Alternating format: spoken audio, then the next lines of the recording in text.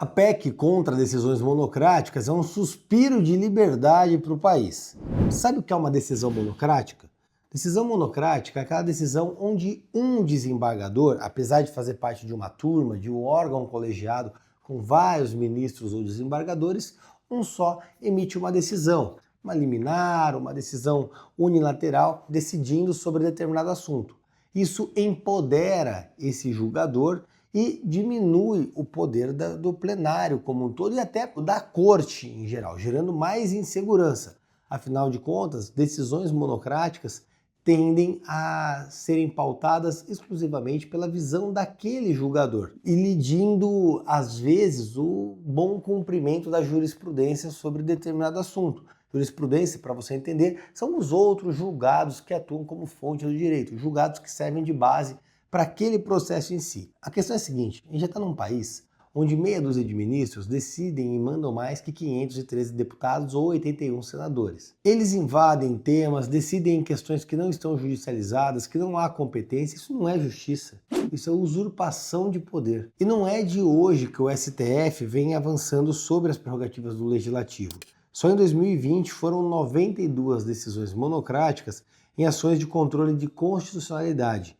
Em 2007 eram apenas 6, o número explodiu e o recado é claro: o Supremo quer governar no lugar do Congresso. Agora, finalmente, a Câmara dos Deputados se mexe para destravar a PEC que limita o poder dos ministros do STF para tomar decisões monocráticas. Essa proposta, inclusive, já foi aprovada no Senado e na Comissão de Constituição e Justiça da Câmara. Só falta agora o presidente da Casa, Hugo Motta, instalar uma comissão especial para tratar do assunto. Mas aí eu te pergunto, por que do nada isso virou prioridade? A gente está no Brasil, e aí eu te respondo. Porque mais uma vez o STF atropelou a vontade da Câmara ao derrubar a decisão de travar a investigação contra o deputado Alexandre Ramagem. O recado foi bem claro: o Supremo não aceita ser contrariado, mesmo que por 315 deputados. Mas eu falo para você, quando o voto de um ministro vale mais do que o voto de milhões de brasileiros, a democracia foi completamente sobrepujada e virou uma piada. E aí, num sopro de razoabilidade, o Hugo Motta deixou claro: não é razoável que uma parte do STF, numa sessão virtual,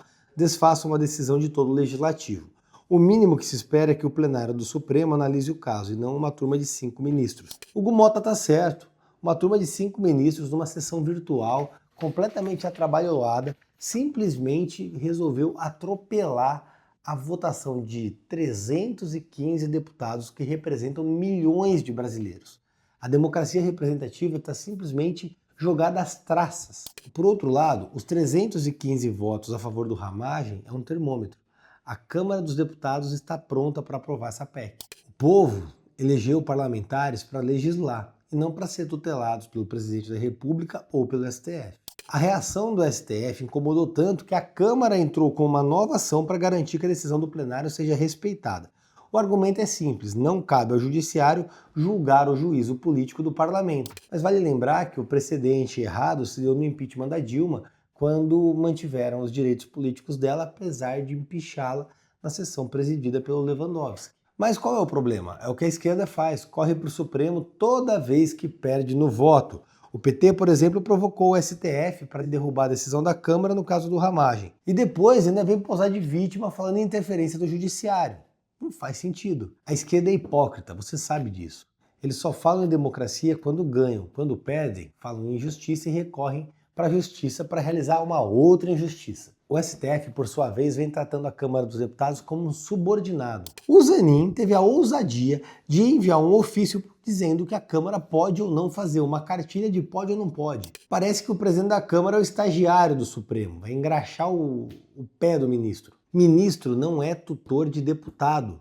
Quem manda no Brasil é o povo, que exerce o poder através do voto. Pelo menos é o que diz a Constituição, se o STF não rasgar de novo. O que está em jogo aqui não é um partido, não é uma PEC, é a liberdade de todos os brasileiros, é o princípio da separação dos poderes, é a garantia do respeito às decisões de cada casa.